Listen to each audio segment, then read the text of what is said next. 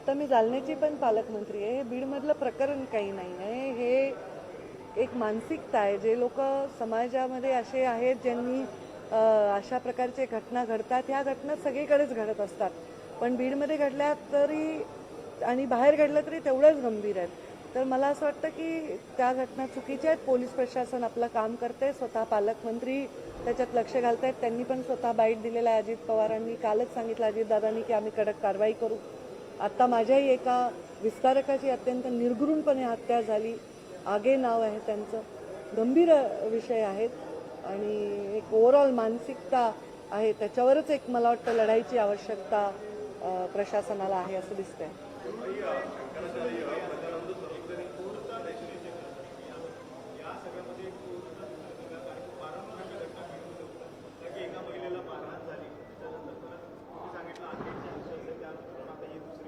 नाही, आता मी सांगितलं ना की जालन्यामध्ये मी पालकमंत्री, अशा अनेक घटना घडतात सगळीकडे. त्याच्यावर कडक कारवाई पण होते. आता ही मानसिक विकृती आहे. एखाद्याने एखाद्याचा खून करणं, त्याच्या मानसिक विकृतीतून याच्यावर त्याला शिक्षा करणं हा पर्याय आहे.